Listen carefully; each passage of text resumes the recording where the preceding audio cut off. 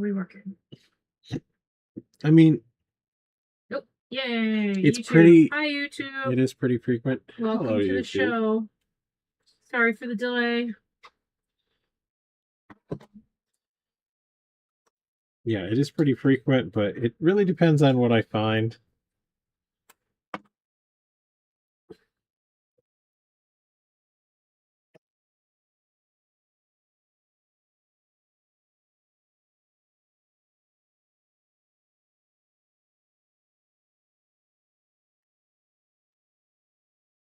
So we are firing the kiln tonight. Very first bat child is in being bisqued.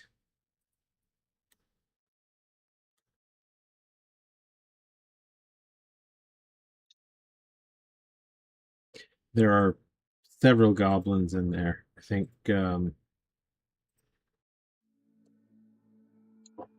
if I remember right, there were 7 or 8 of them. I did get the first one out of the finished kiln the other day.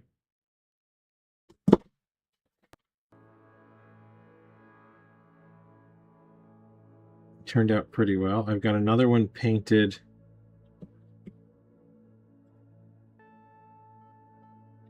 I think painted just about. I may decide to tinker on another layer.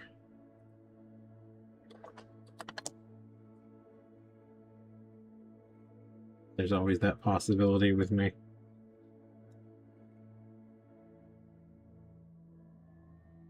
But yeah, the goblins came up pretty cool. The mold for the bat child worked out really well.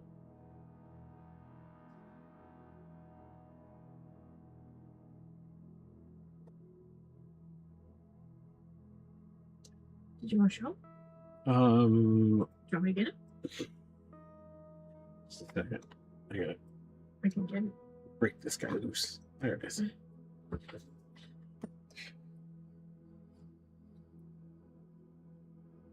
Where are you going, Pinus? You talking to me? Yes, where are you going? Can you get it? Goblin? Oh, the goblin. Yeah, that's what we're talking about. I was talking about the bat boy. Oh, there's no bat boy to get. Oh.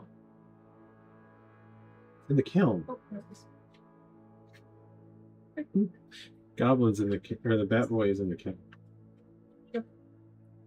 Yes. That is What do goblin you want to number drink out 1. of today? No, just whatever.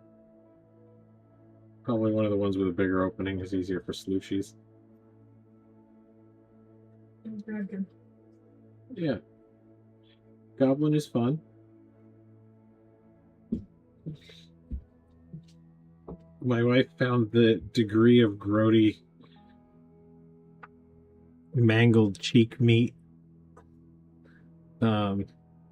more than she expected.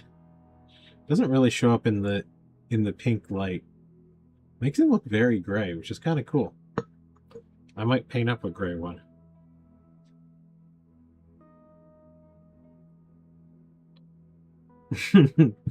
The rat ass cape. It is made of 100% rat ass. Yeah, he is a green. It's a toned down green, but he's a green goblin.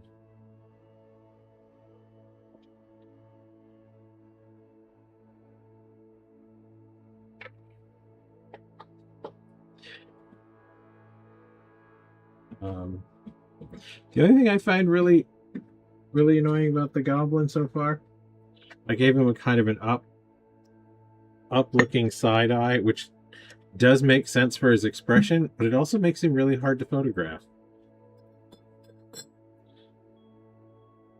He just doesn't look. See the new straws? Jeez. That's a heavy gauge. It is. What is it? What do you mean? It's a straw. That is. It's a boba Okay. straw.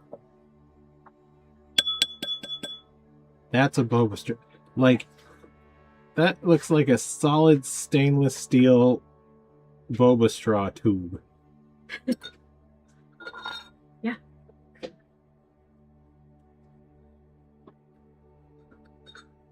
And that is a heavy gauge too. Let's move back up. I need to reframe. You need to reframe. Yeah, it's too high.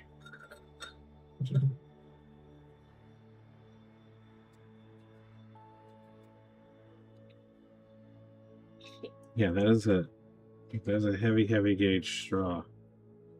Tis. Give yourself some serious brain freeze with that thing.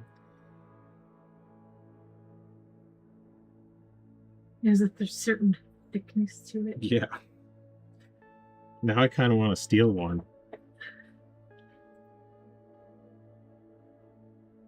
I mean, I have this tendency to like buy a bunch of things in the hopes of stuff working out right. So there's probably enough to sacrifice one. Well, so I'm assuming in the name of tool making. Yes, these things, these metallic straws make the best barrels for tools and like handles for tools.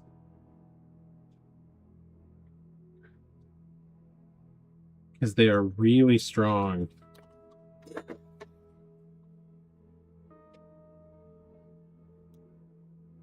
Yeah, I'm not going to steal Business Daddy's nice straws and destroy them for tool making. I'll wait until they get destroyed by other means, and then I'll use them for tool making. Or someone decides that they don't like them because... That's more likely. I don't know. Because I'm picky? The mouthfeel is wrong.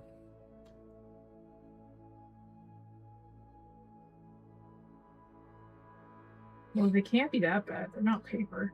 The paper straws are not great. Devil. They're not ideal. Paper straws. Whoever came up with paper straws, everybody who pushed paper straws should be dragged out into the street and shot. But like, can I give you this? Thank you. They're not. No, they're terrible. They're the devil. They're not that big a deal. They are. Yeah, I mean But the corn plastic stuff. Oh, like our color? That's so great. That stuff is not corn. That is it is similar. It's a starch derived plastic, but I think it's heavier duty. It's like wheat. Yeah, we got some they're very fancy plastic cutlery due to the eating concerns of some people around here.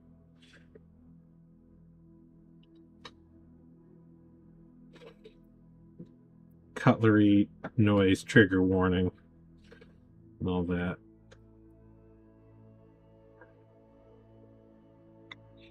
But yeah, they are nice little plastic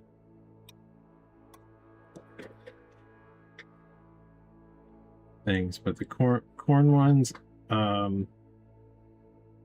I've seen some that are made, I think they called them pasta straws, and they were basically made out of a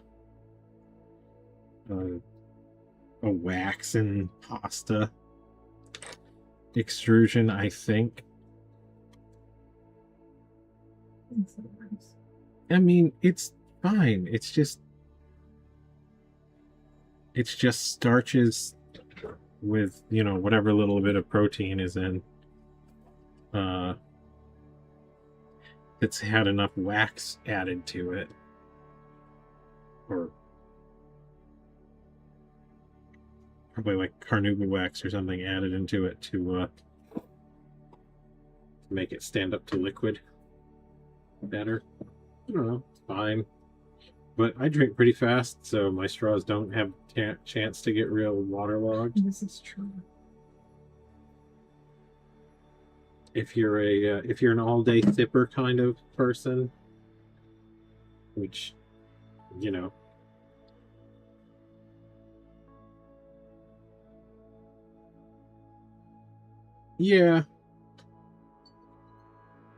Oh, Pretty. Slushies. The slushies are singing the song of their people. Hmm? So it's ready. It's ready, you're not? try a little hit. Tonight's slushy is... Ooh, that's a sound. Tonight's slushy is limeade.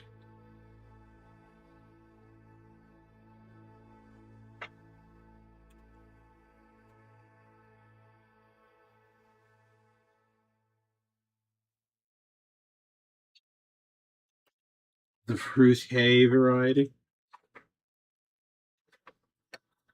which is the most ghetto juice drank available locally in Canada.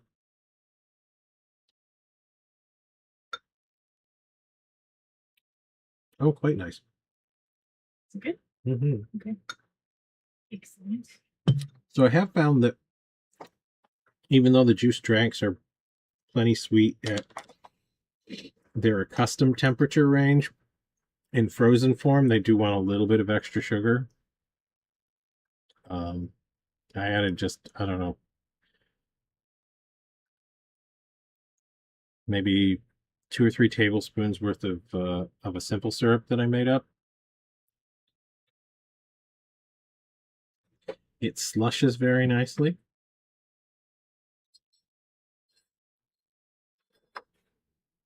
And it's a good sweet and tart balance.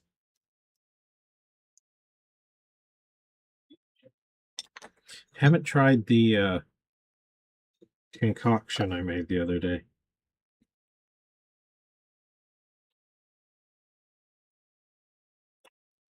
Well, that's a whole thing. Oops. Get that off of there.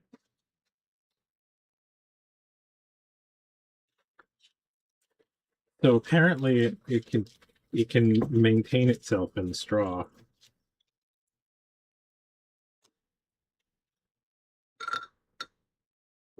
What? My straw had a little red rocket action. Have a what? A little red rocket action. Now it has monster clay in my drink.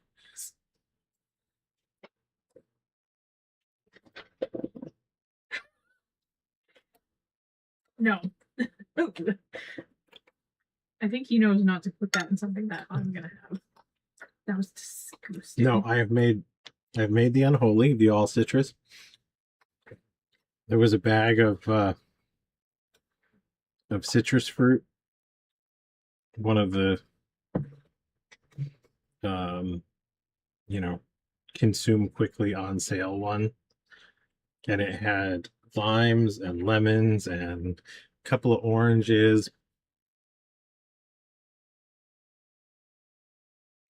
There was a small grapefruit in there. Everybody went in. Everybody in the pool for that one.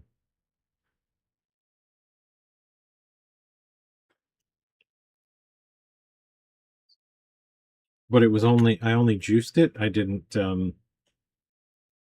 make a concentrate from the zest.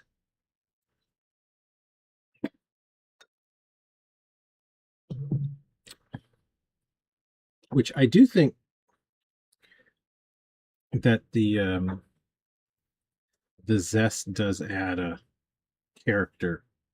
Yeah, I just don't know if I like that character.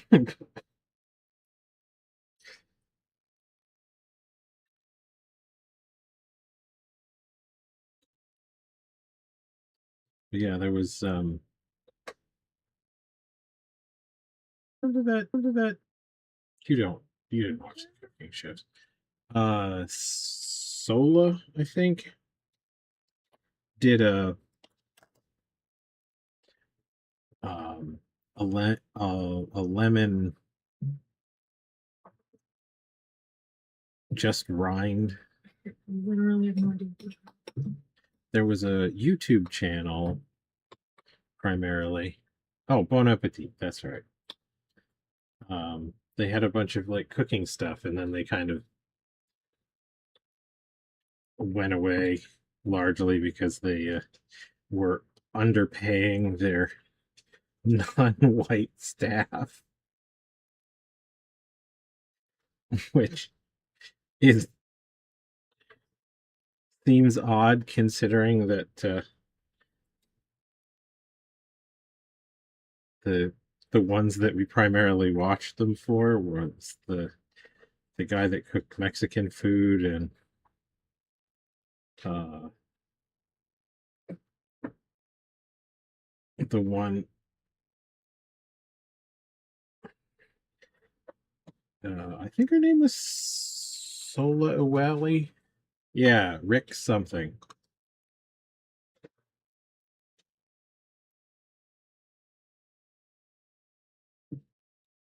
Um, she's the one that did uh, the lemon rind like reduction thing. I just think the straw might be too big. It's a lot of straw.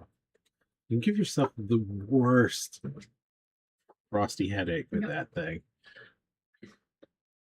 Um, but yeah, I guess there was a woman that did baking. I don't really remember what her deal was. I didn't watch much of it, but I guess she was good.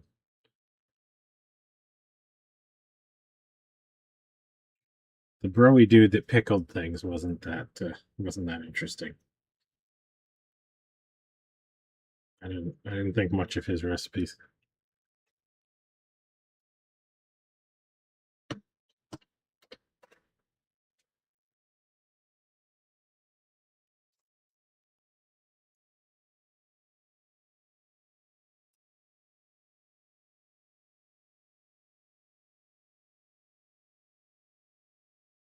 I know for a while, the one cook solo was doing stuff with the History Channel, random like historical dishes.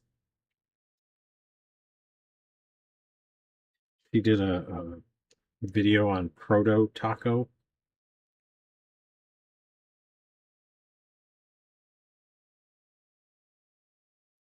I mean, I'm sure he was fine. Just I don't remember any of his recipes being particularly interesting.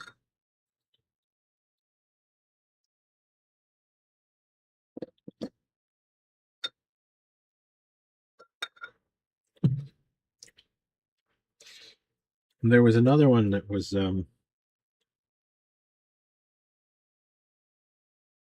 uh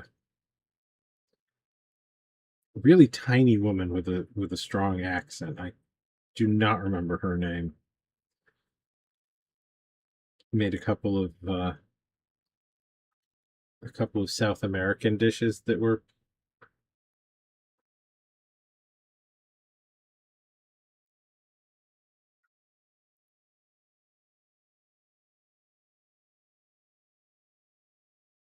oh, okay.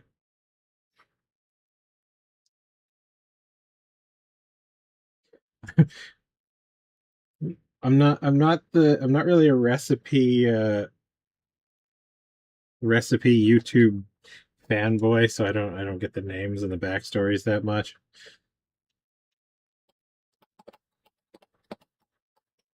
Just that's an interesting cooking technique. It's kind of the um that's kind of the depth of my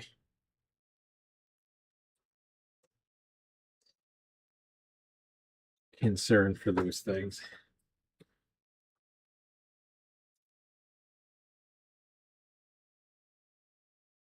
But yeah, she made I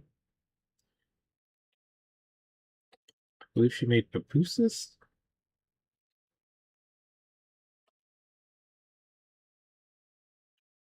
Does it look pretty solid?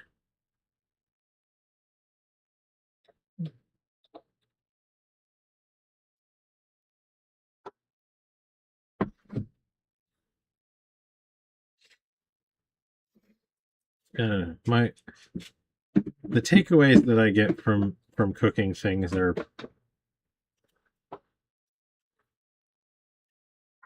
dependent on my degree of familiarity with the cooking style.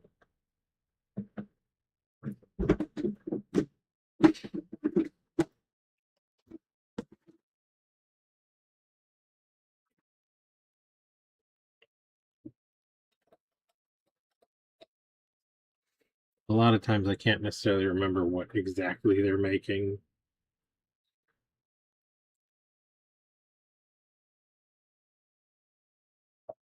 What's a pusa again? Pupusas are like a little hand pie kind of thing. Um, sort of empanada adjacent.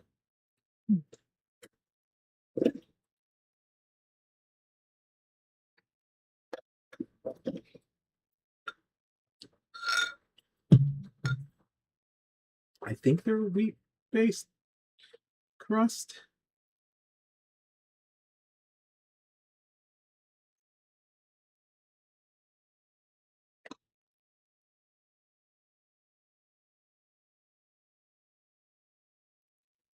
But yeah, I'm not a big make it into pies kind of cook.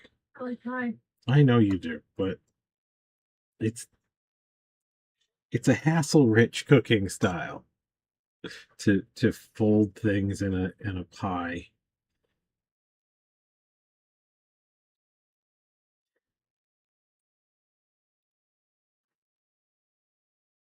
So I sort of paid attention to the filling more. I might be.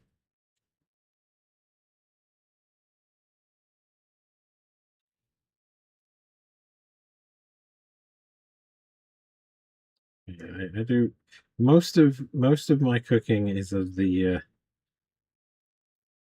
distinctly unfussed with variety.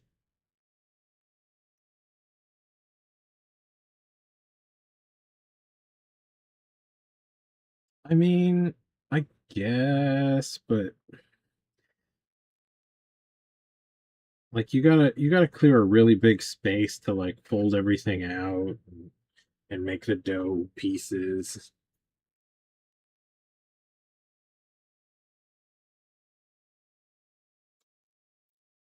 Kind of like with cabbage rolls. Like I like a good cabbage roll, but I can get I can get to a lot of that same cabbage roll place without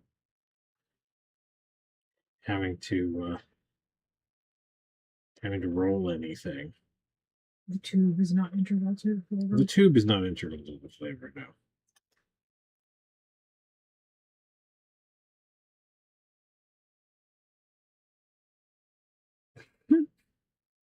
Look, my recipes are too powerful. You can't just give away all the information. It's like alchemical stuff. You leave some hidden secrets out.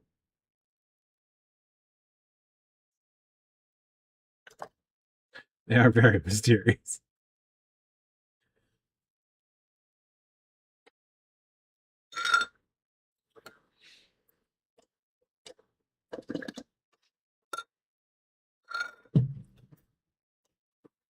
I also rarely remember what I put in something by the time I finished cooking it. No. What? Why? We both know. I have concepts of a plan when I start. Okay, I have concepts of a plan at some point during the cooking process. Often I have concepts of an ingredient when I start.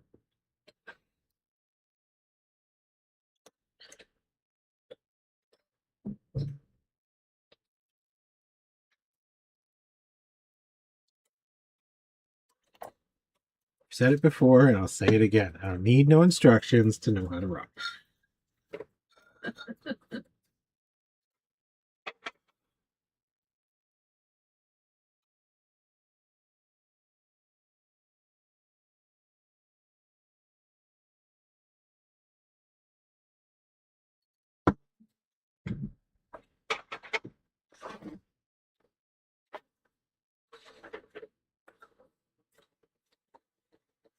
Slushy.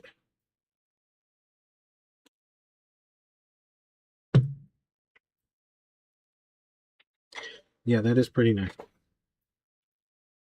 It's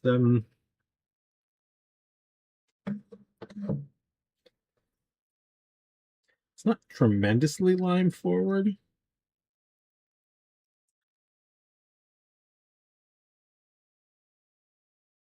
But it definitely has a little something that separates it from a regular lemonade. I mean, realistically, it's sugar and citric acid water.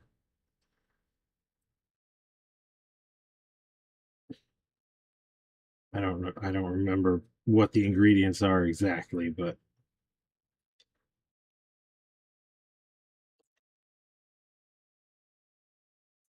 no, it's not like the Doritos.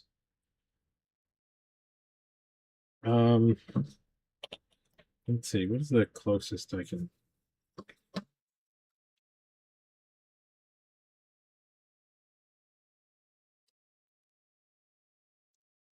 Um,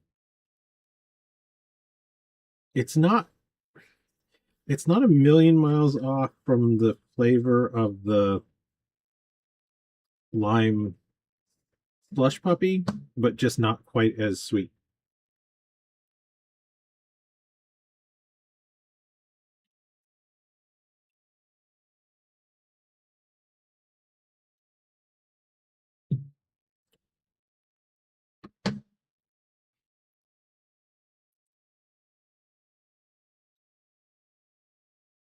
Yeah, it has that yeah, it's mostly like a regular lemonade, just with a little more of that sort of tannic mouth feel, that sort of drying kind of sense. And the flavor is a little bit more complicated than your average bottle lemonade.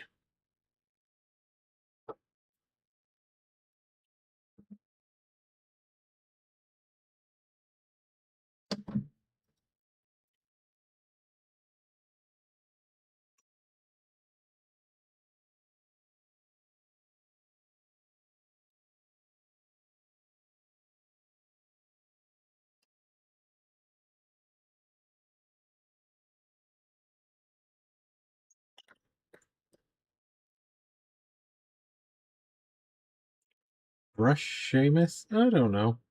I mean, like a thorough brushing kind of thing? Pretty infrequent. Get her with a brush once in a great, a little bit.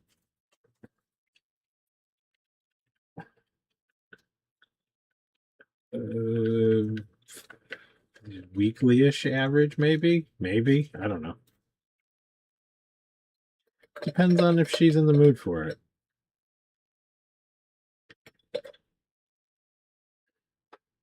We've only really had to deal with her for like this spring. She got a little bit matty. Yep. Or no, early in the winter. I was gonna say wait, spring. Early in the winter, she got a little bit matty. Was it in the fall?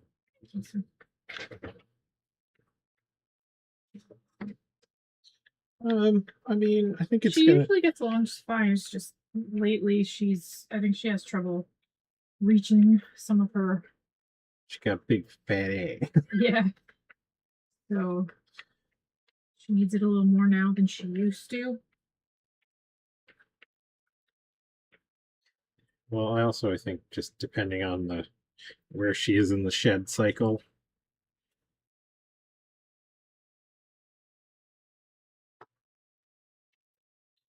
Um,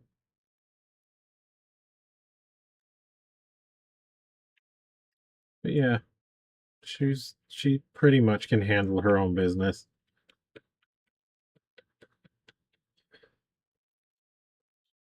It's probably a good idea to get the cat used to brushing. Yes. when it's practical to do so. It'd be lovely if she didn't attack anytime you tried to touch her feet. Bird.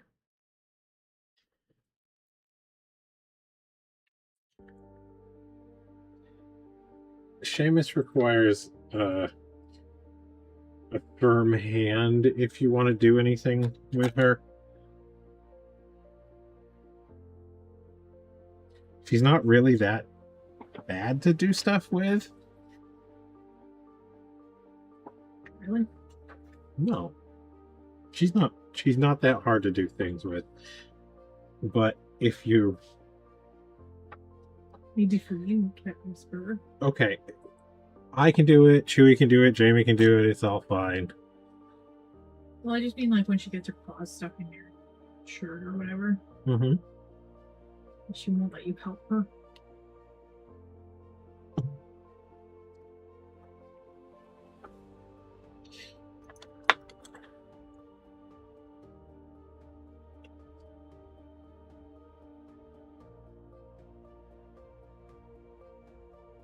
Yeah, she probably won't require a lot of brushing, but getting her used to it's a good idea.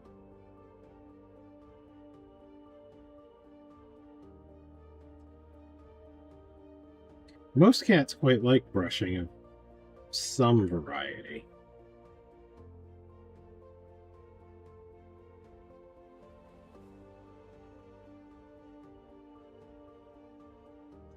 Just gets a little bit trickier if they have a knot or something.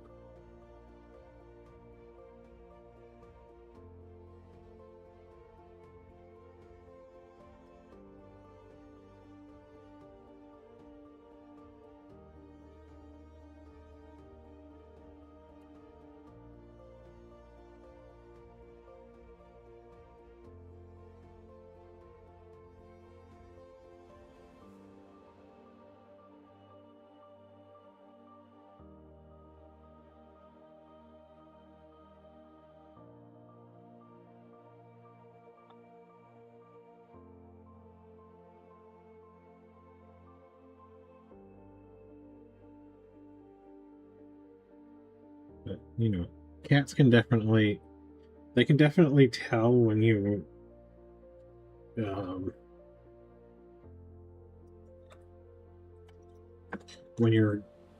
someone that's going to do something, you know, clip their nails or clip out a mat or something like that. Cats can tell the difference between this is going to happen whether you fight it or not, and they get to decide whether it's going to happen.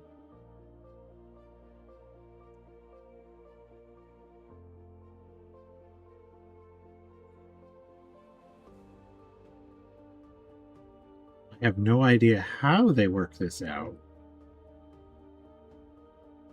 but I have decidedly seen this power in action.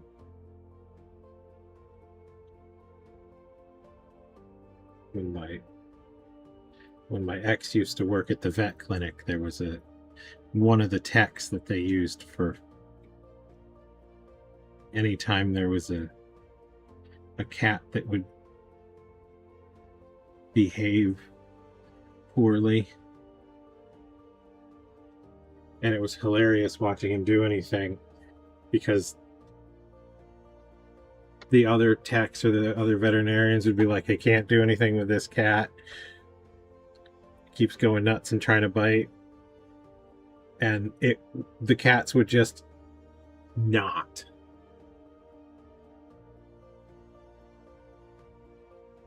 When the one tech was handling them.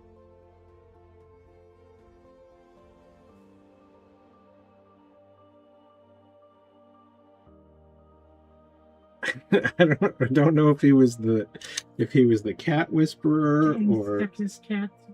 Hmm? Dang sexist cat. I suppose that's possible.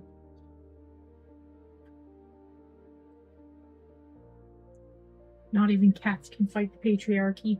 But the other one of the other vets was a male. The guy that owned the place was male. Mm-hmm. But I never saw him pass a cat off to anybody because I never really saw him do much. Well, he was getting older. Oh yeah, okay, fair. I mean, if you're the owner, that's kind of. Yeah, he was on schedule less than anybody else, and he was one of the reasons why they were hiring is he had a knee surgery right about the time they hired my ex, so he was just starting to get back in and do a little bit because he was a big old heavy dude. That gets rough on the knees after a while.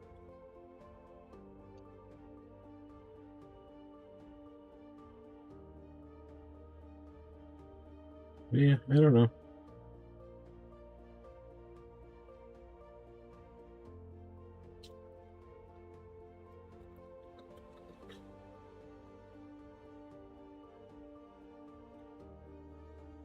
Most cats just kind of seem to know.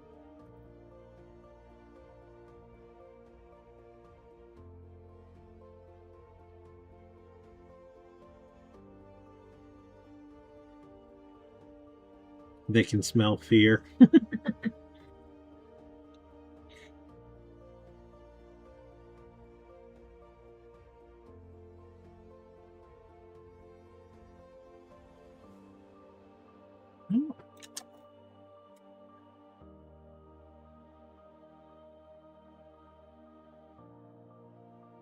don't like the shape of this one brow.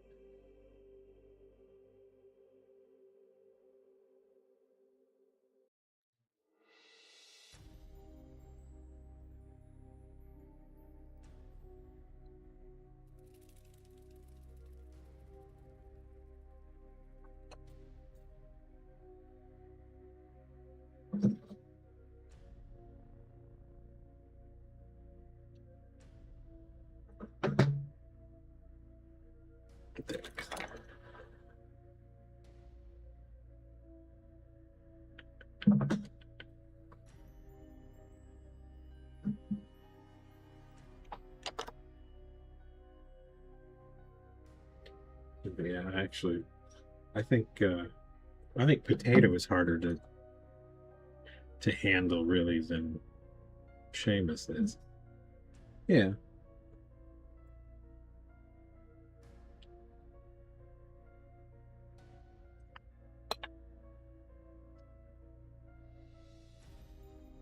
Well, potato's such a twitchy little thing, and also an absolute tank.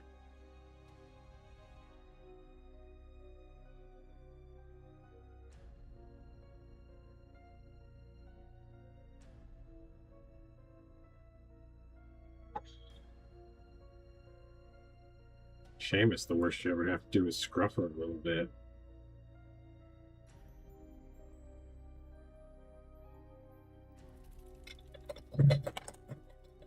And pretty much do whatever.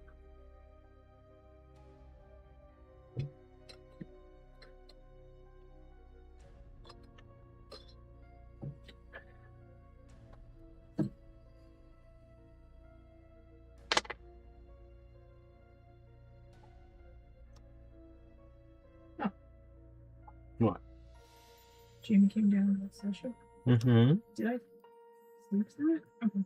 Did you sleep through it? Yeah. No. I didn't even notice. You just weren't paying attention. Yeah. Clearly.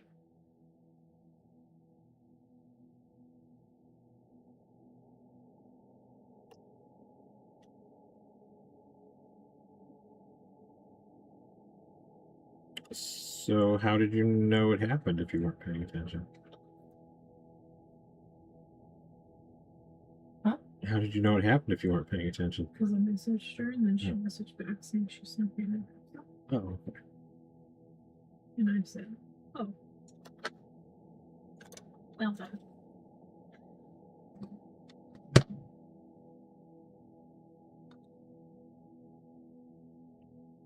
What? What? My box is empty. Yep. Sure is.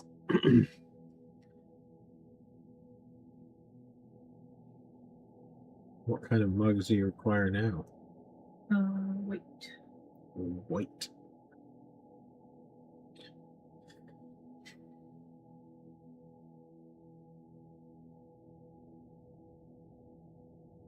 All white. Oh, sorry. Yeah. Okay. Various shapes. Various shapes. Yes. Okay.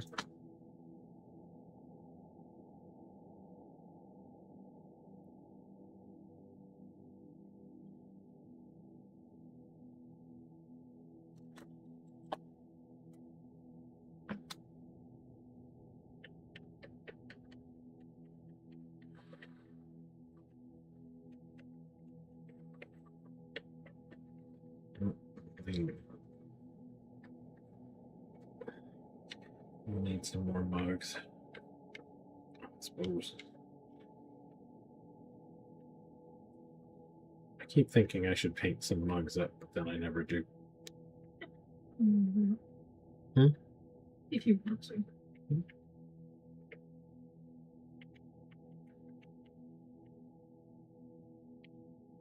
Just for the sake of a different painting style.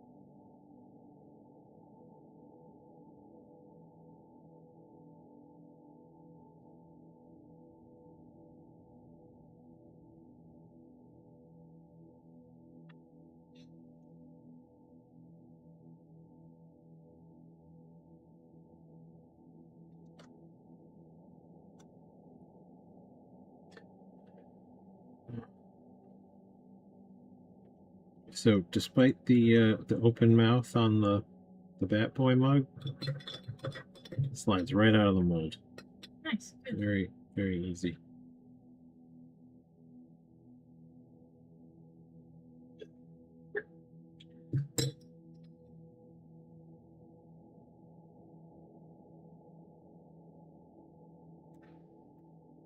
Did not need much cleanup at all.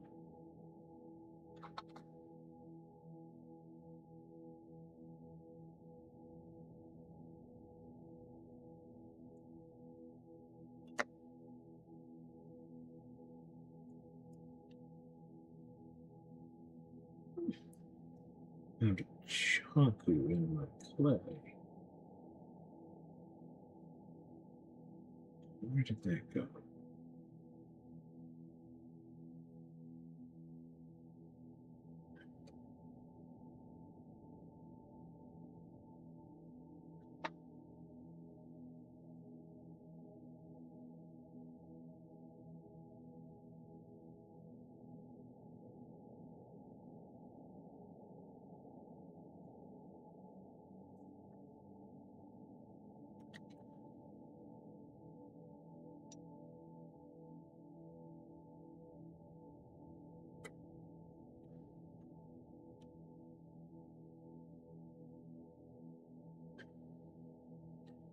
That's a big one. I don't know what that is.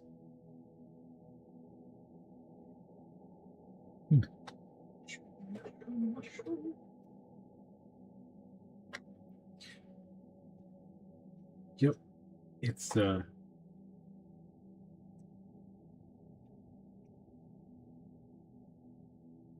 finding more and more that the mold making process is really all about that first 1/4 inch.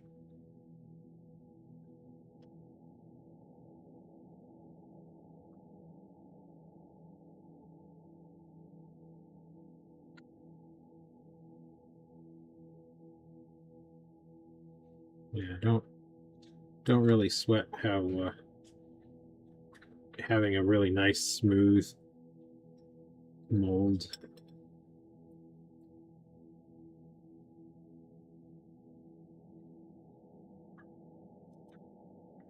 Having really super smooth mold walls doesn't seem to be that necessary.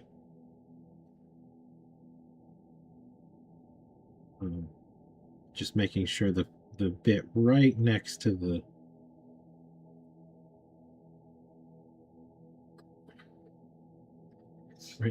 surface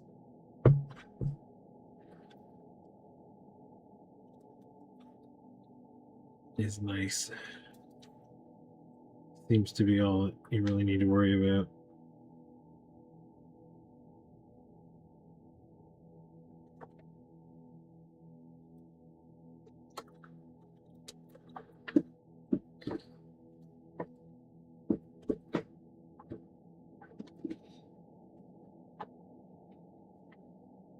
Yeah, we might try and do a bit of a mold making video.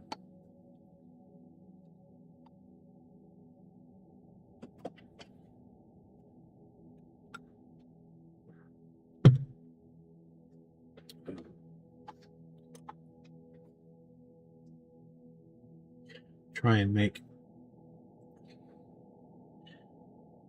a couple more videos for YouTube.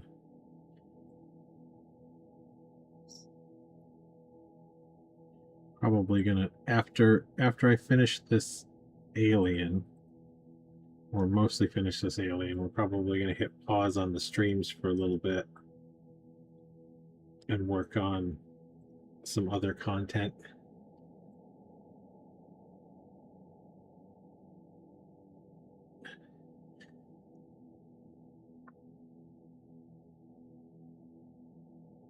Beef out our presence online and our YouTube catalog a little bit.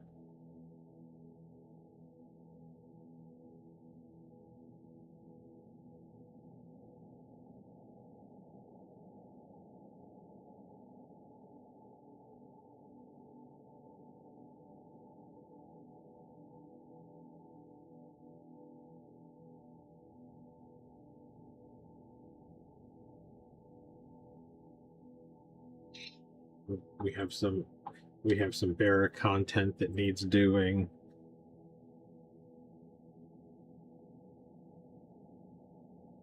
We might be able to even convince her to do it. I don't know.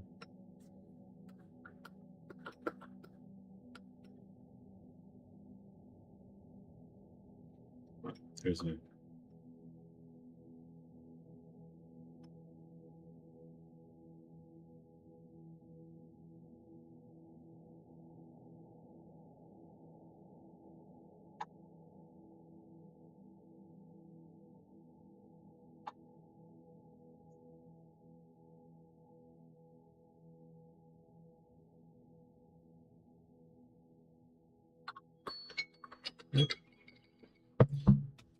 You'll need to switch it, please, Highness.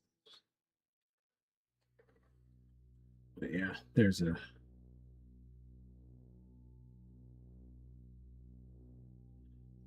need for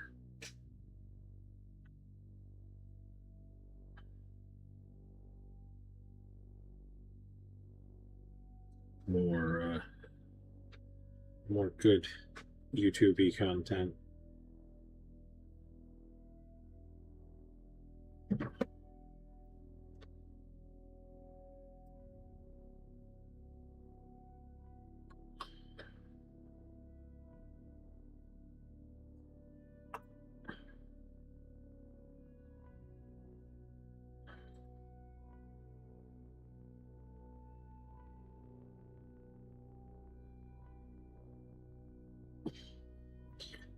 we need to concentrate on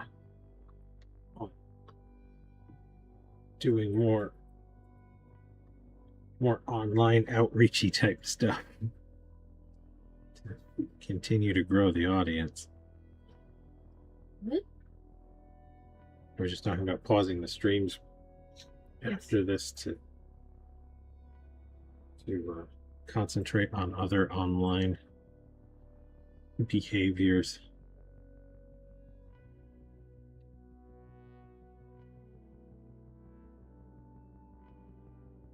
What do you mean by outreach? Well, we need to go out, post stuff, and find new audience and things. Yes.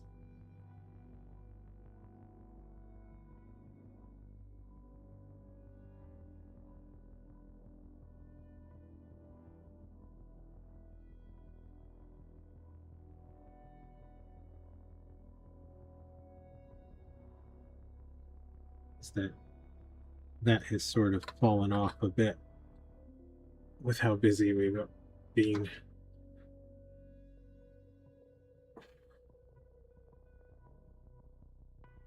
So I'm just cutting in some deeper wrinkles.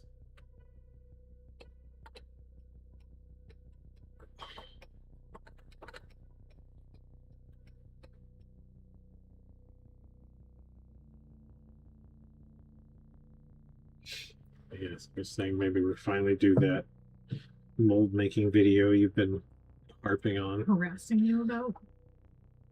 Nagging, I think, is the appropriate term. Yep. Constantly.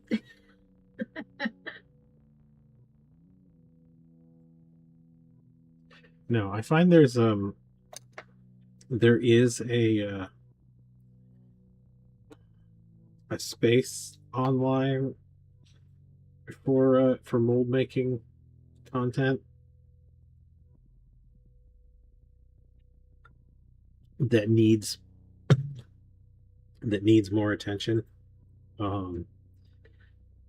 It seems like you get people making videos. Well, I didn't want to try and do one on stream in any nature, just because it's just not. There's too many gaps.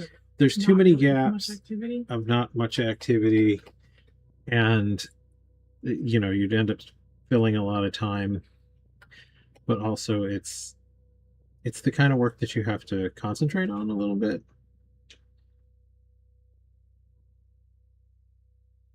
So that you don't mess it up.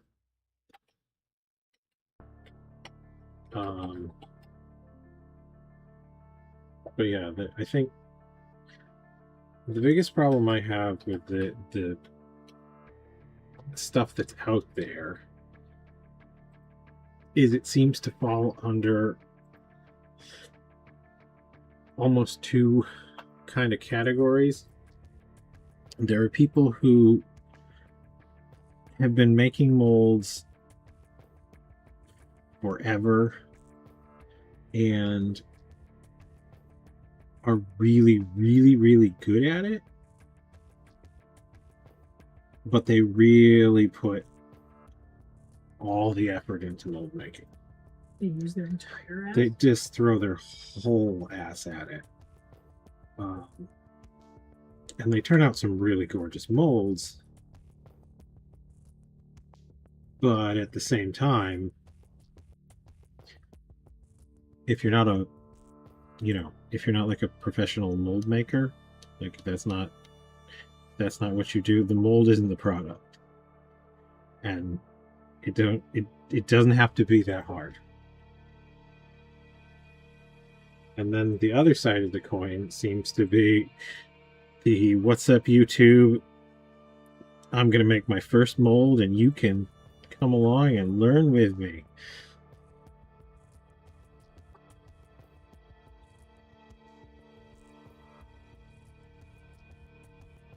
We need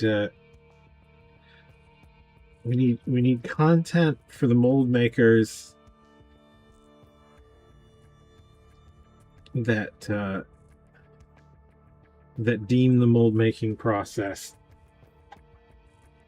a necessary evil.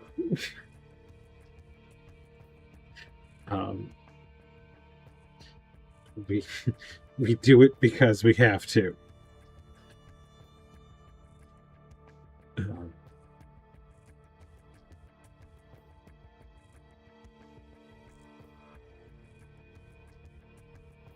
And I don't need to make, I don't need to spend $200 on plywood to build mold boxes to get a good mold.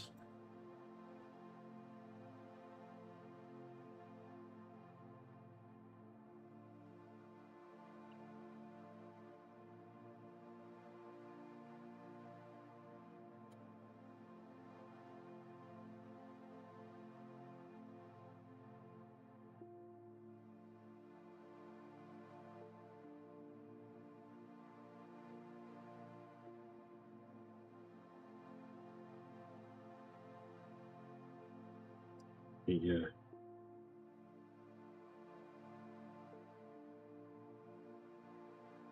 I think there is a good healthy middle ground that would be helpful.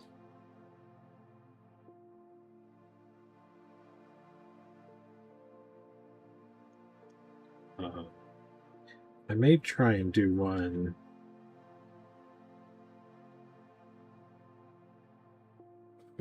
for a mask making context as well, because I think that's more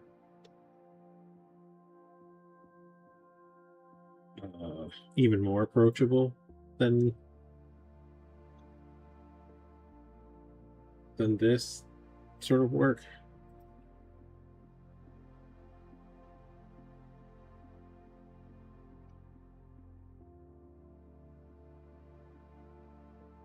And there really aren't that many people with a need to learn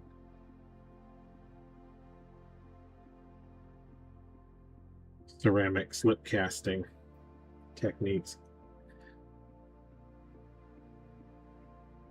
It's a pretty niche thing.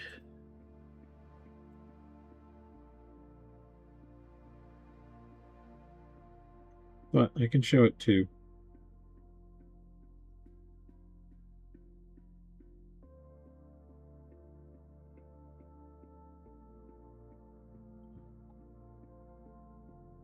I know even the few years ago when I started doing this, I had enough of a background in mold making, but I had never done ceramic slip cast. And for the longest time, I assumed there had to be some kind of a secret step in the middle.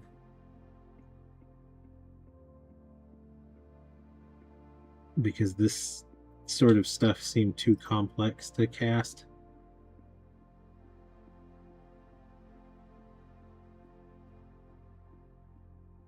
Directly in a slip mold. But it isn't.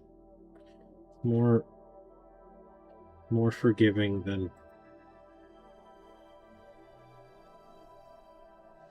it seems like it could be.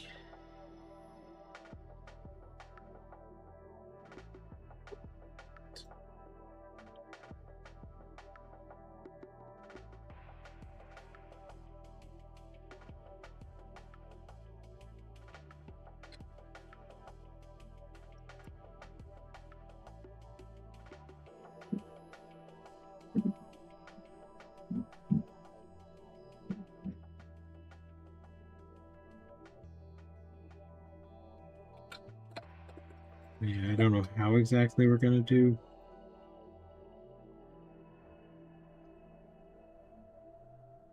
some of this stuff. Whether we're going to try and do a more edited, produced kind of video for the whole ass process of one thing.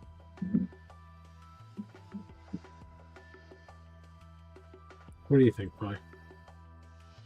Start at the beginning from sculpting on up, or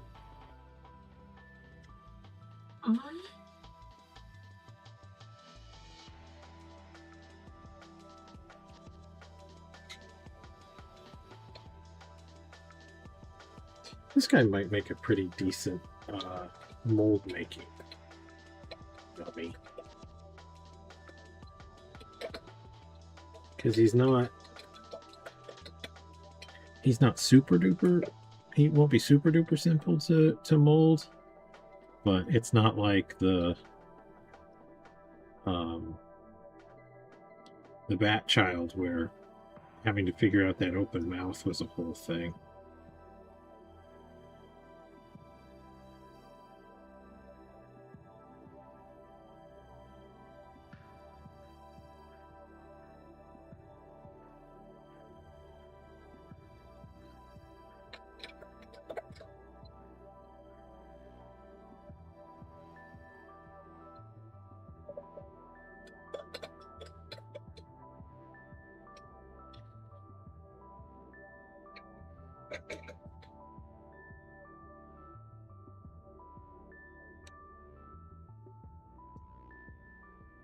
But yeah, I also want to do some work on some of this, like,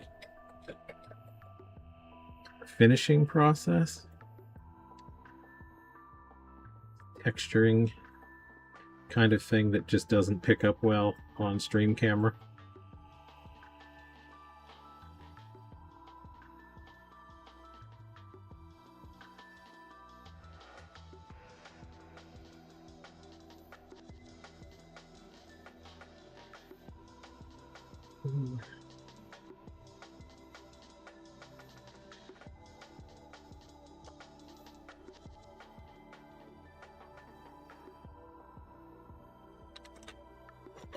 Which I do have some thoughts on that.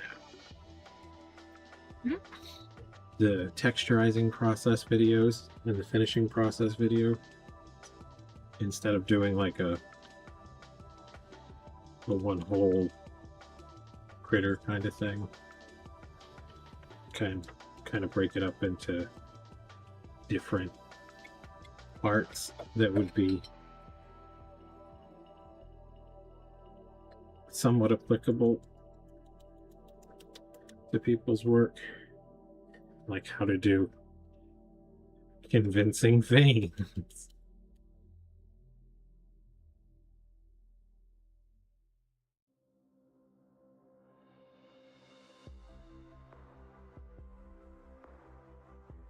Or possibly, in the case of this guy, less convincing veins. We'll see.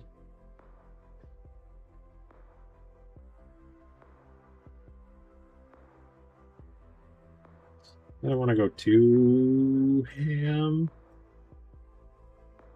but I think this guy could stand some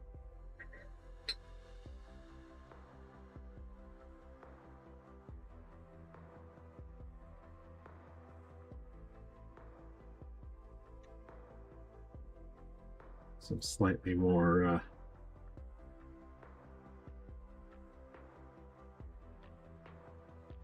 prominent veining. Feels like it would fit the character. Just a Pegasus level page.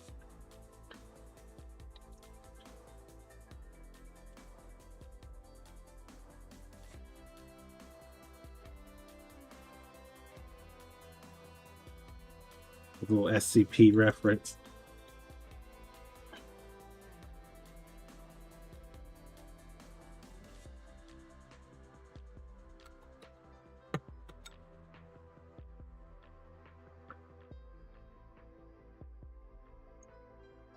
At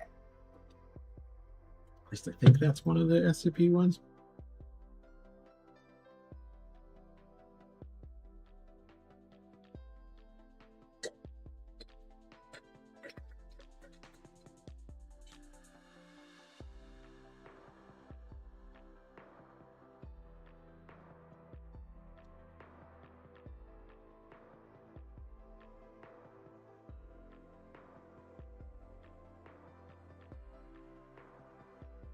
Yeah, I mean, there's a ton of really good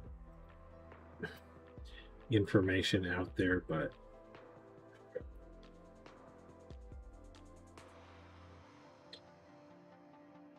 it seems like it's very difficult to find sometimes.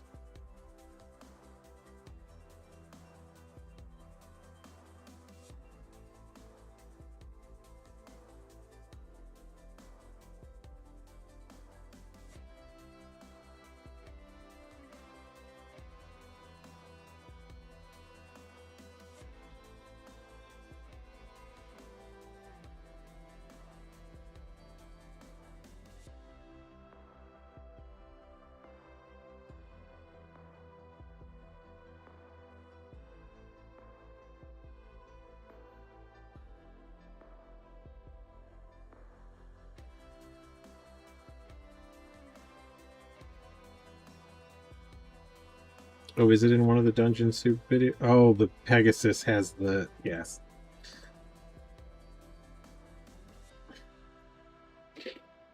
When the when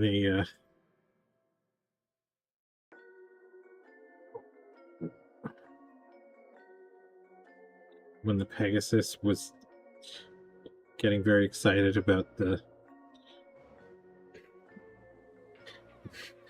purification process.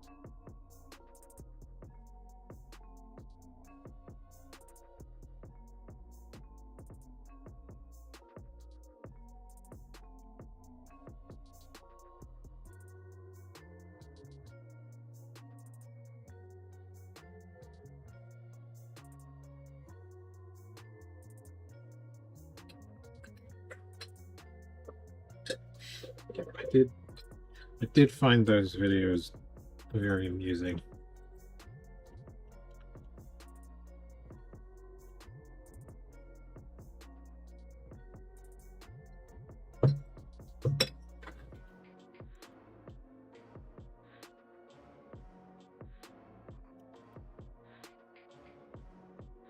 I also find the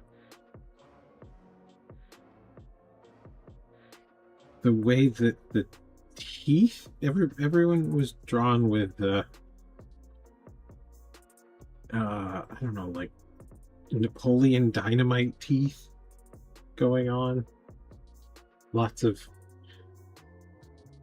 retracted upper lip. It's kind of it's a bit of Ren and Stimpy, but it's also a little different.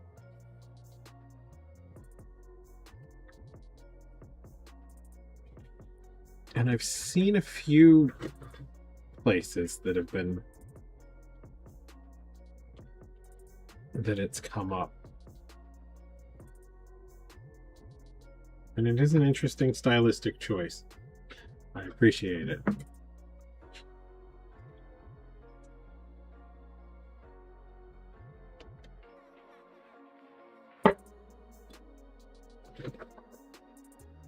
I would not be surprised if there is some Ren and Stimpy lineage in there.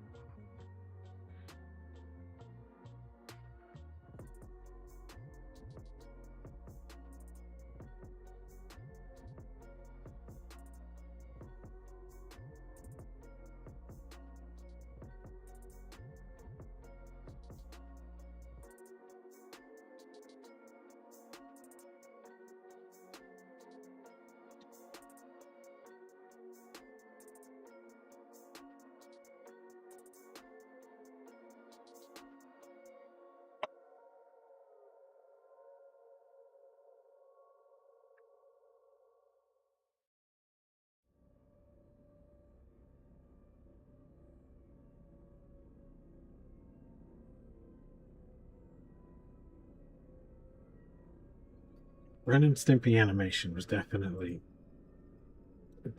very influential.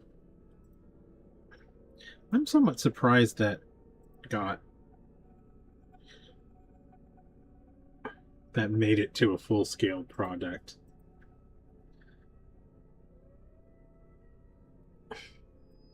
Like the content would have been a tough sell, but also it's a very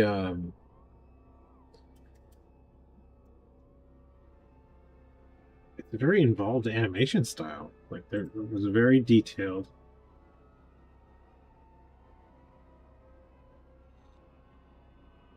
And it must have been a very time-consuming animation to do.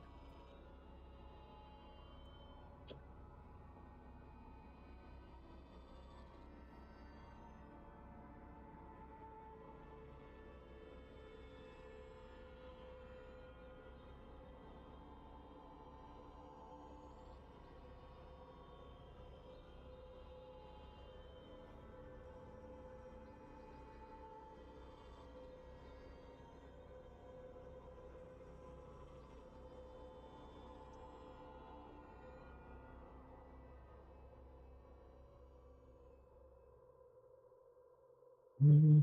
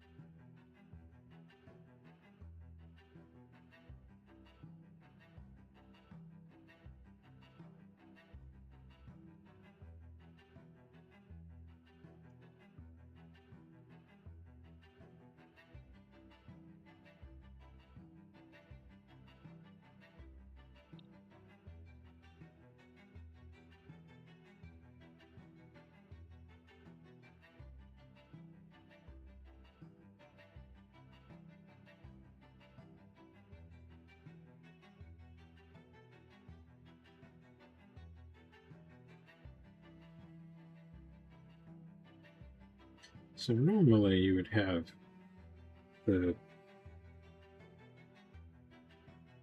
main branch of the aorta kind of appears in here in front of the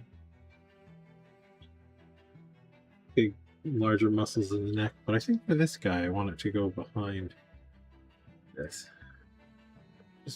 Just visually I think that's going to work better.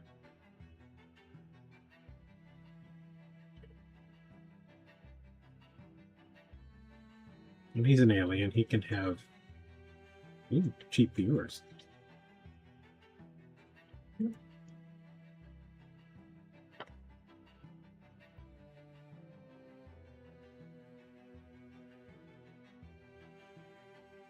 How about your bachelor buddy?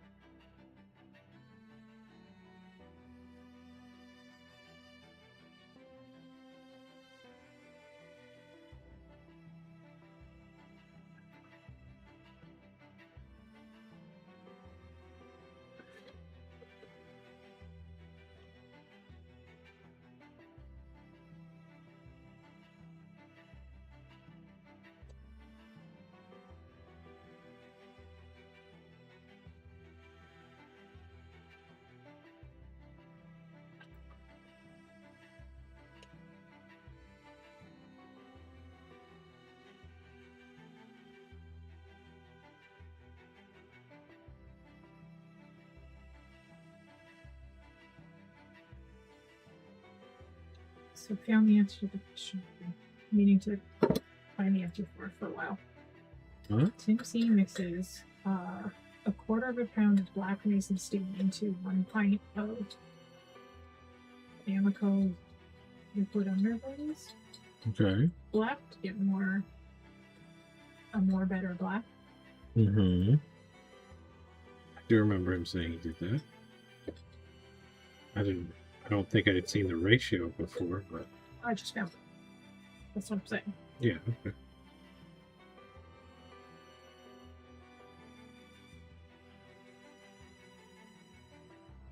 So if my painting looks like my outlines need More dark.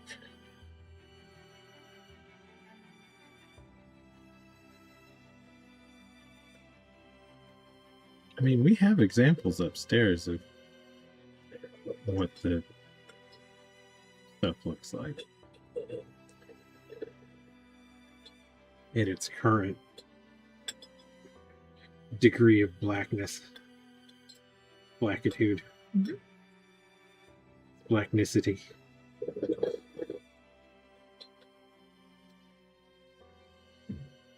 Do you find those to be problematic?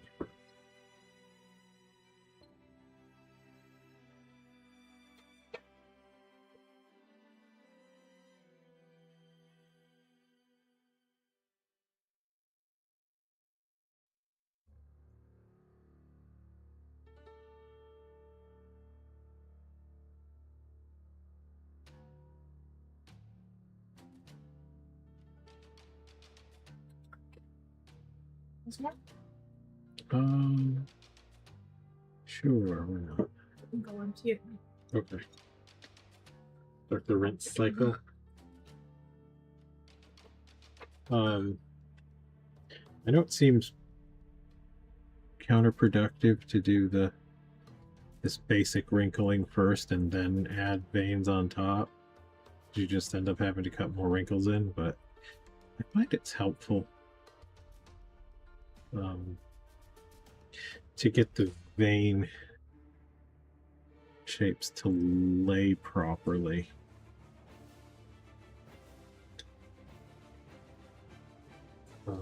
This little stuff probably wouldn't be necessary, but where you've got a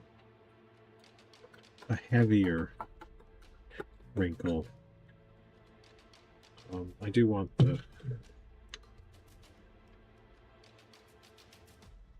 the vein to seem to go under the skin more. It's very prominent veining. Up here it's very prominent. It will get knocked back, but I do want it to be... I feel like this guy's could have some prominent veins. This side with these deep wrinkles, I think the vein would be pretty much entirely invisible. But where it's stretched, we want it to kind of come and go visually.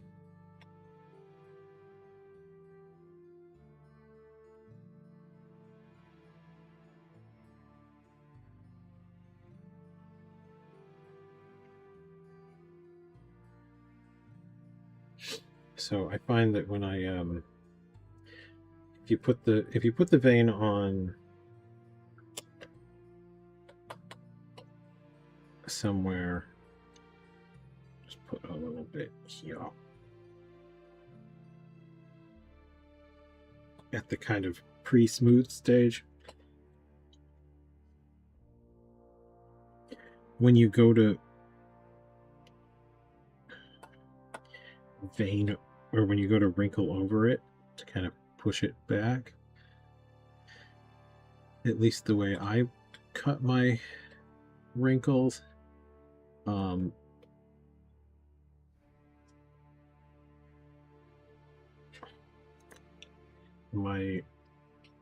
one of two things happens. Either my wrinkle tool kind of catches on the vein and just removes it entirely from sections, so then you end up with these like little islands of vein that I don't like. Or it bounces, so you get these areas that are left alone and there's no wrinkle. But if you have, I should have done this over half veiny or half wrinkled to show it better. But if you have the wrinkles kind of already laid in, it makes it much easier to kind of follow those and get a nice convincing wrinkled skin with veins underneath kind of texture happening.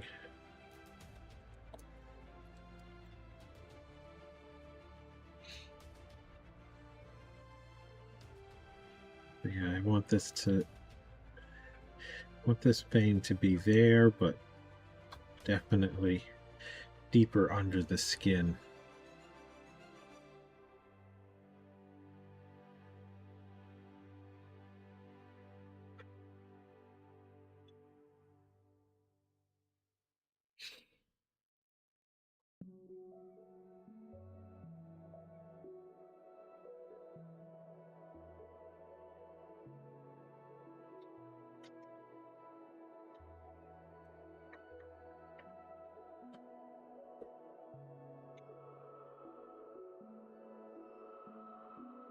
Whereas these veins up here, I'm gonna let the skin appear much thinner. So these veins are closer to the surface.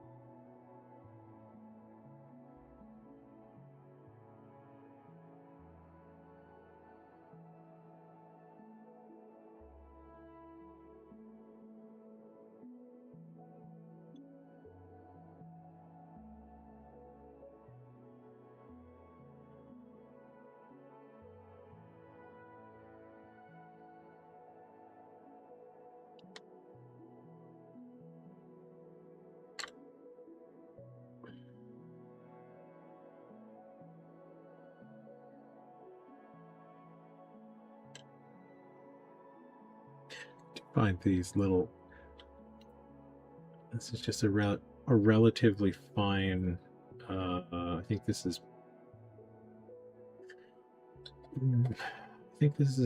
around a 0.02 millimeter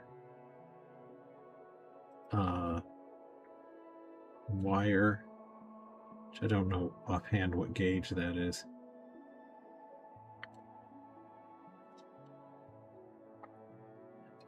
But this has just about the right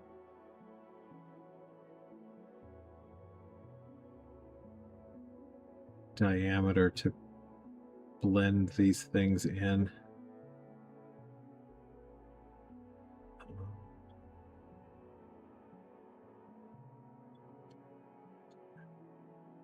And I have a few tools made with this wire. Like this one works well too, but it's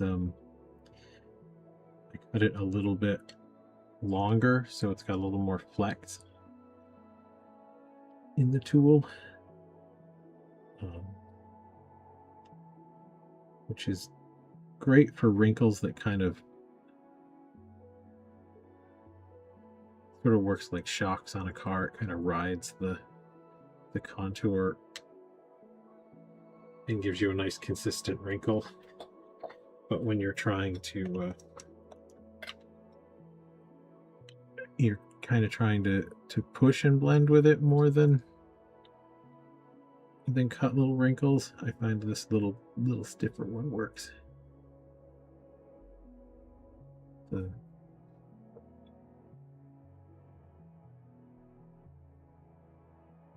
Probably the closest commercial alternative, if you're not into making tools, these little ball styluses.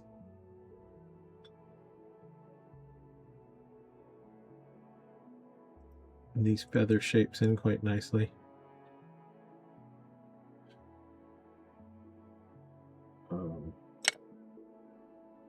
One other trick I like to do with wrinkles a little bit is take a broader, like a sort of a spoony shaped tool like this one or this one, and just push from different sides kind of alternately. And that helps give your veins sort of a nice wavy.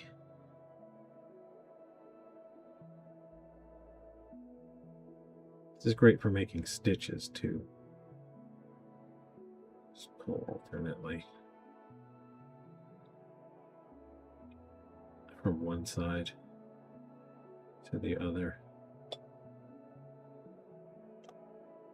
And it leaves a little raised area that kind of looks like the skin being pulled by alternate stitches.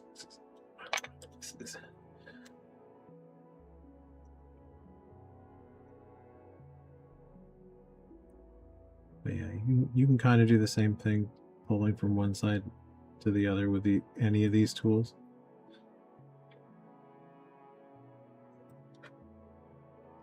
It just depends how far you go between switching sides.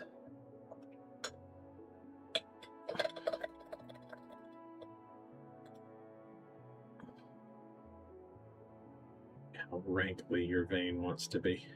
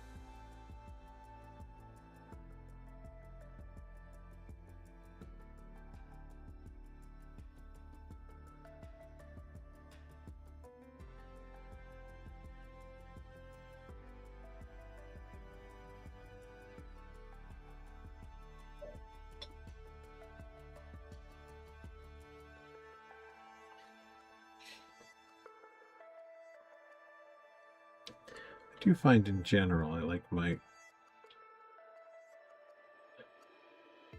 veins to be almost completely erased, so they're almost not visible.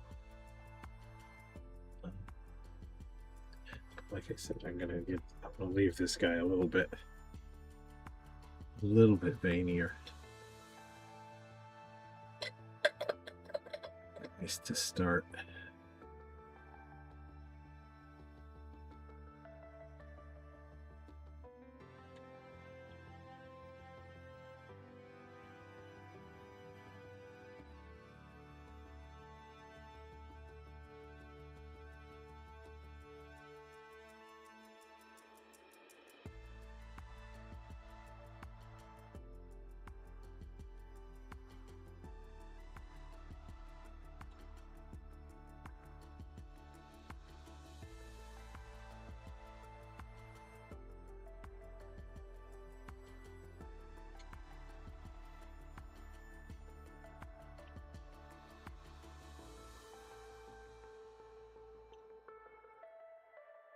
looks like there wants to be another branch of this vein right here.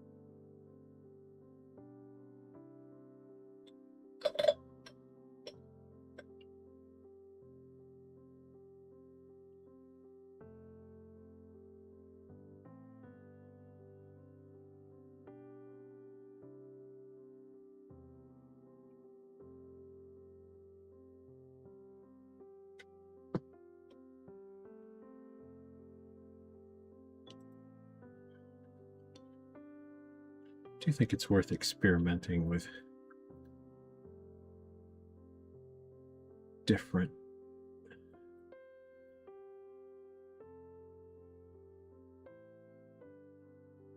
approaches to the same kind of thing? I've seen a lot of like how to do an X video, like how to do veins. And it always seems weird to me. Like the suggestion that there's just a way to do veins. Like there's just one kind of vein.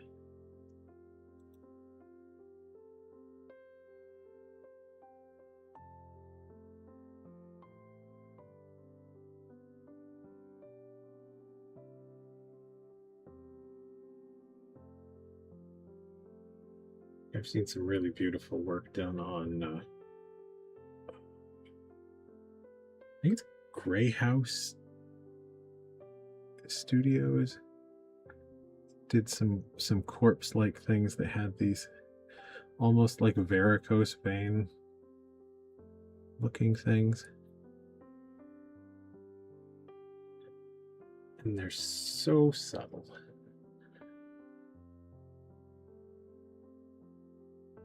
And they have this sort of crisscross kind of thing going on, where some of the veins are clearly just painted under the silicone. So there's just like a layer of silicone thrown over the top of veins that are really just painted on, that kind of run counter to the deeper, bulgier kind of veins.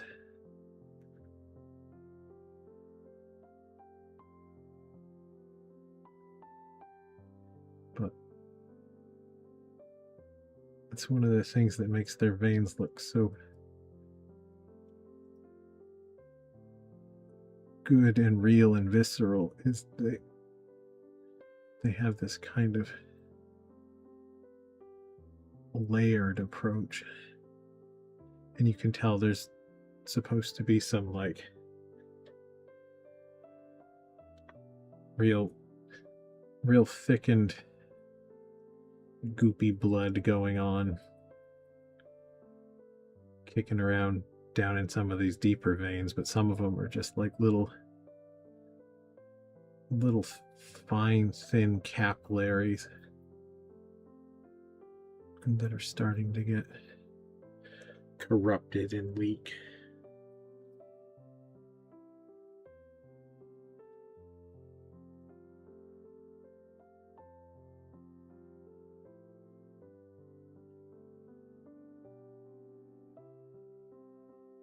And it's a very, very, very different kind of vein than like well, when I was younger, And you would see all of the monsters in movies were all, they lived entirely on protein powder. Every werewolf was just completely jacked. And they had some nice examples of veining happening there too, but it's a different kind of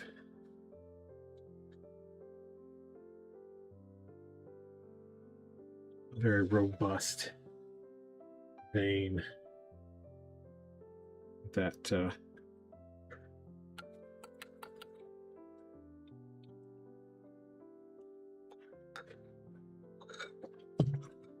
that sort of gives a sense of a character where the muscles are just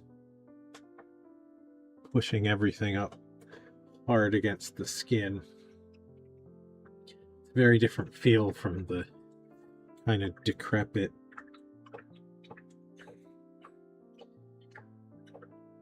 where the skin's starting to wither away, and you can see some of the veining underneath emerging.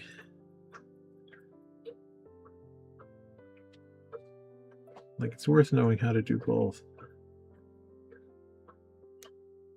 And I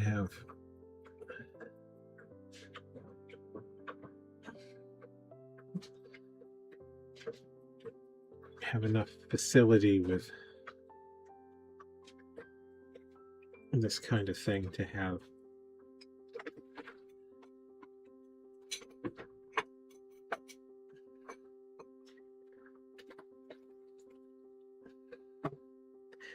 the veins communicate something about your monster.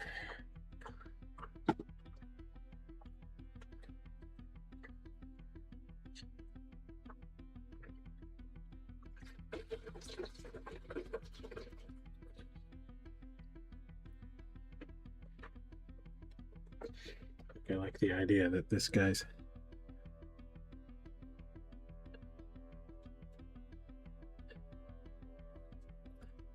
vascular, not because he's falling apart or because he's super jacked up. He's just very interested in the probing process, getting that blood pressure up a little bit.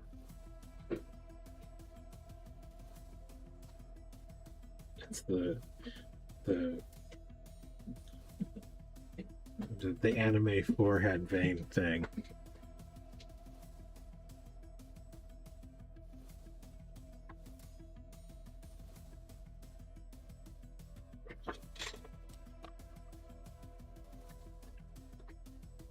I think it might be a good place for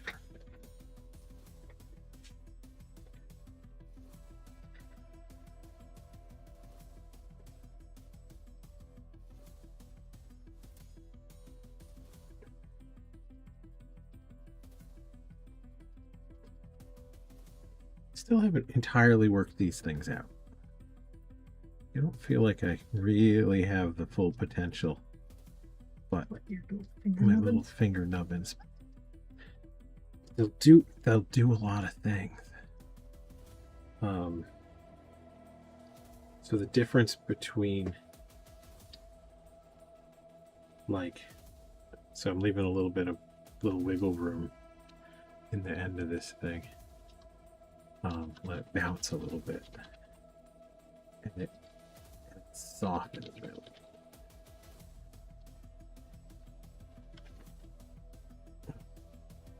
But then you can put a little more pressure on, and that it still softens, but it's in a different way.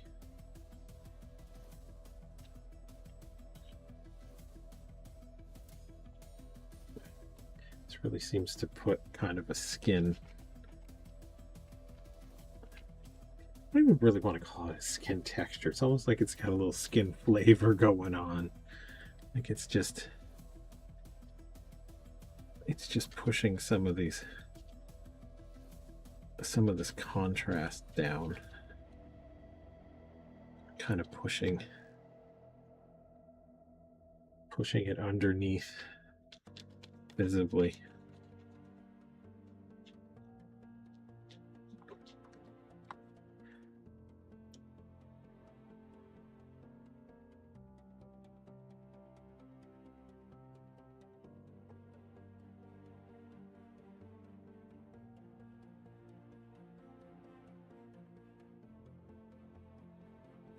This would make a really a more useful skin texturing kind of tool.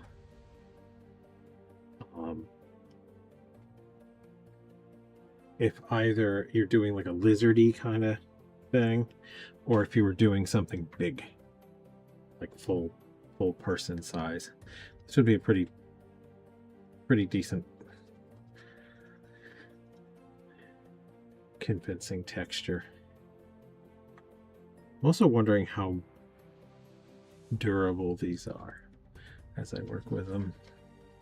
Like at what point am I going to run a hole right through this? Because it is a latexy rubber. Also makes me wonder if this stuff would be bad for silicone.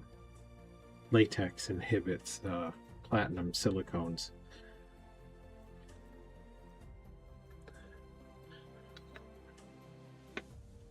I don't think it's like a super. It's not quite as bad as sulfur, I don't think, or tin.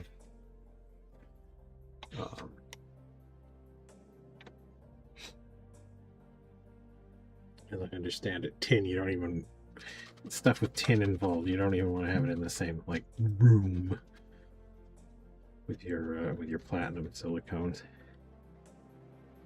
But sometimes I think silicone, you just look at it funny and it doesn't want to work.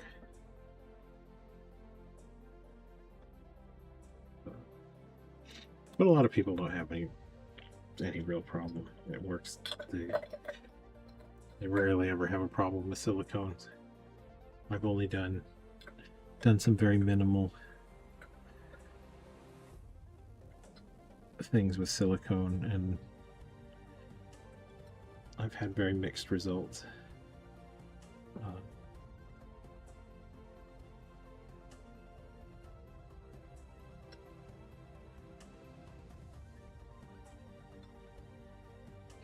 don't know. Maybe silicone's just temperamental. Silicone's like cats. Can smell fear. If you think your silicone won't cure, it won't.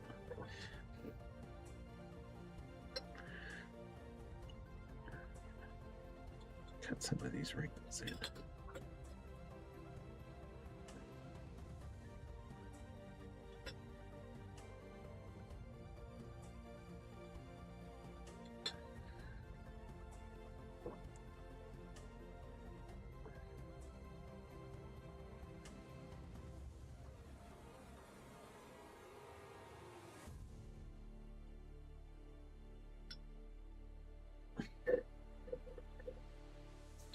So I'm leaving most of these wrinkles. These are my slightly middle wrinkles. They're pretty fine, but I'm wanting them to run in a direction that kind of reinforces these shapes. So on the neck, I've got them kind of running across.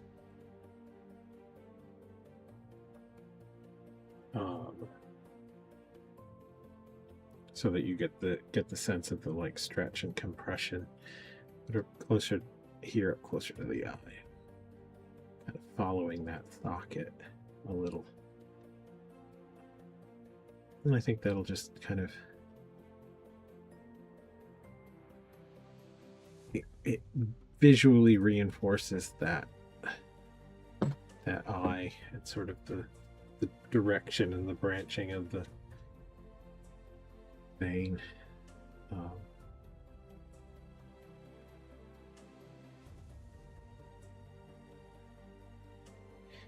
think the eyes are quite a focal point for this sculpt, so having these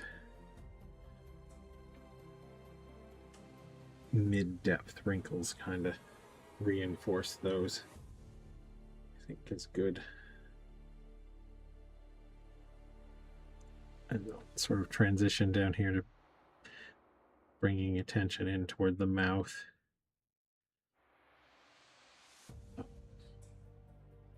Also, the mouth tends to compress in that kind of direction, that sort of the duck bit, that duck face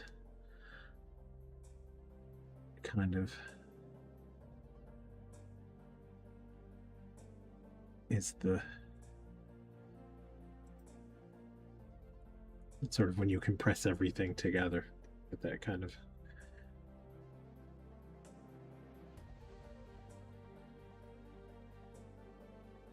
duck face.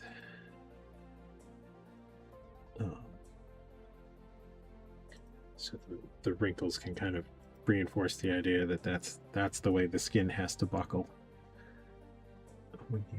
when you smush this area.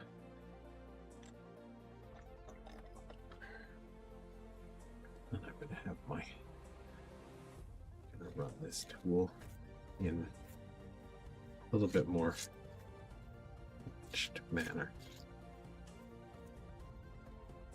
These are the most surface level wrinkles, and they're just the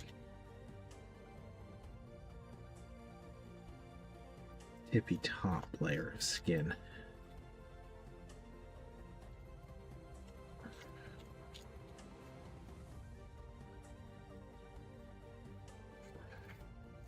And I want more of those to run counter to the direction of my middle wrinkles.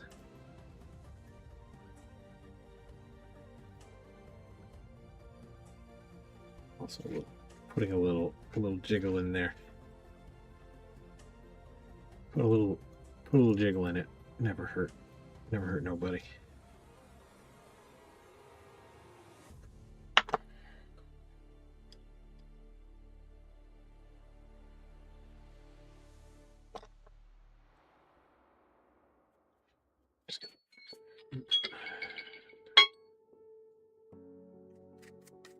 Do you want to flip another kiln? Switch. Brush off some of these crumbs. I believe some crumbs. I think some crumbs, if you kind of press them in, they add these little bumpy textures.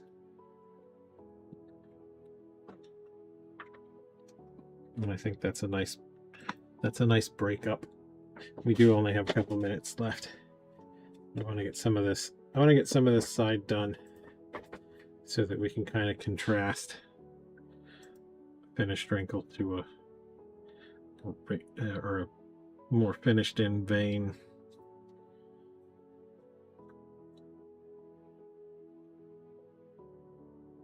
To one that's just very roughed in place. But yeah, I think some of these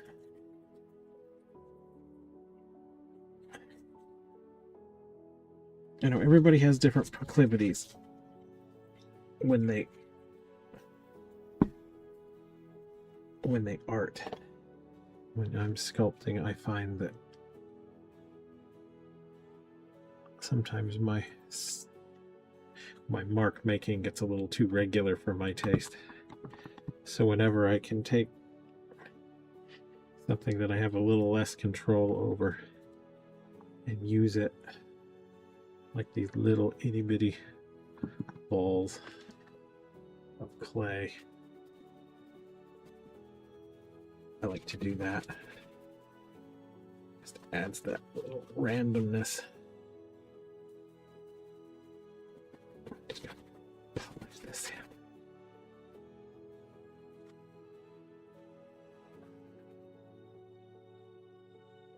I think I may go through and edit some of this veining a little more. I feel like it's a bit dense. And too many of these branches have too much the same weight.